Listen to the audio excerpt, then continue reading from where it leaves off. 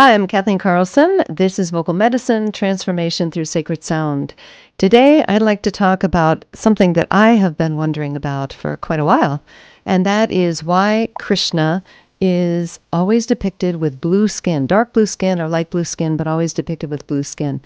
So I started doing some research and discovered that there are blue-skinned people that appear in the mythology and the legends of different people around the world. So the Hopi Indians, for example, as well as the East Indians, obviously, Kṛṣṇa is a primary example. And then there's also legends of the sky gods and those who came from the sky to teach mankind. So that is looking at the Vedas from the same perspective that Erich von Däniken looked at all of the Western literature, so all of the ancient aliens ideas in the Bible. Well, he also did a lot of research into the Vedas, which I did not realize until recently, and found just an incredible treasure trove of scientific information, mathematical information, and specifically that a lot of that information, agriculture, for example, had been brought by the sky gods, had been brought by those who traveled to the earth in vimanas, which are a flying vehicle, a space vehicle, like more like a flying saucer than like an airplane in most cases. So I'll see if I can find some pictures to put up here. And the idea is that some of these beings that came here were blue-skinned.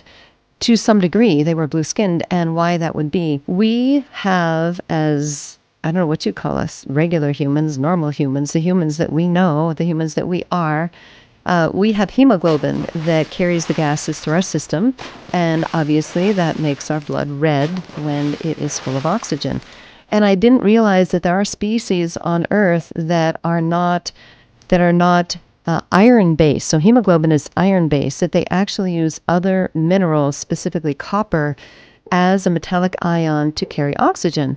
So there's a whole bunch of species that live in the ocean. I think they all live in the ocean, let's see, the crustaceans and octopus or octopi and cuttlefish, ocean spiders, other forms of crustaceans. So there's a number of ocean species that do use copper and that actually have light blue blood. So the idea is that on our planet, we have an abundance of iron.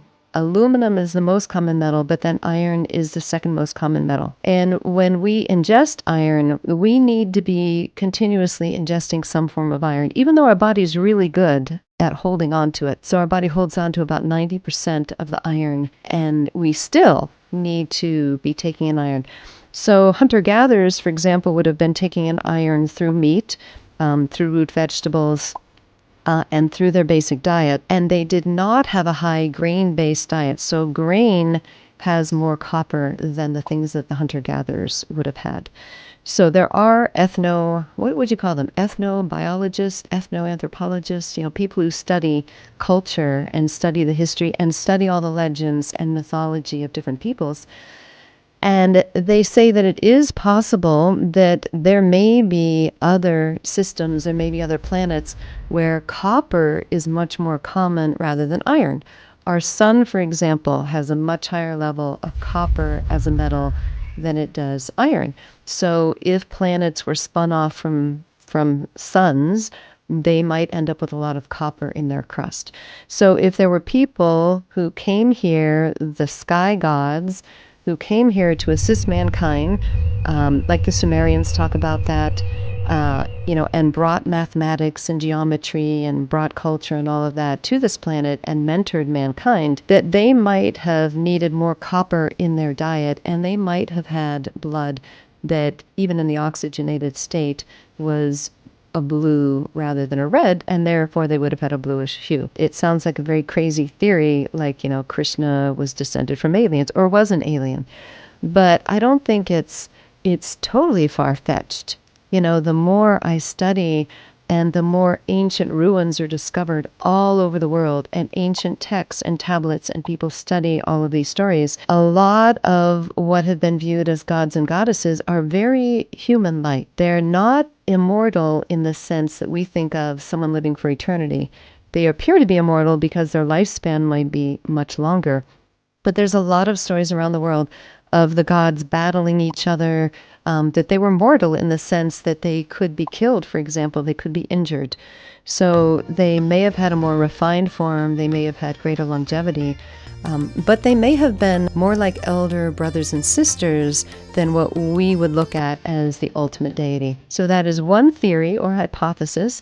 Another one is simply that it's symbolic, that Kṛṣṇa was representing the infinite, or he was the color of the sky, or the color of the ocean, depth, calmness, infinity, eternity, and that was where the blue skin came from.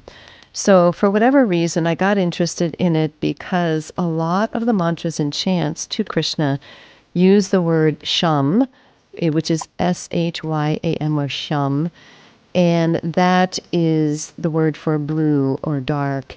And the name Kṛṣṇa itself actually means blue, dark blue, or black. Both his name and also the iconography are indicating that he had blue skin. A lot of mantras to Kṛṣṇa have that word Shyam. This one is Radhe Radhe Gopala, Radhe Shyam Gopala, Vasudeva Gopala, Radhe Shyam Gopala. So the word appears in that chant in particular, and I love the Kṛṣṇa chants. Most Kṛṣṇa chants are, I find them very joyful. So that one is a great kirtan chant because, you can do it at a faster pace. Radhe Radhe Gopala, Radhe Shyam Gopala, Vasudeva Gopala, Radhe Shyam Gopala, Radhe Radhe Gopala, Radhe Shyam Gopala, Vasudeva Gopala, Radhe Shyam Gopala. So that's just one example, but there's many chants to Kṛṣṇa that have that specific reference to his blue skin, and almost every image that you see, every painting of him also has that reference. So just some ideas about where that might come from, some that are far out and some that are just philosophical. So have a great day, and please do share and like and subscribe, and I'll see you again.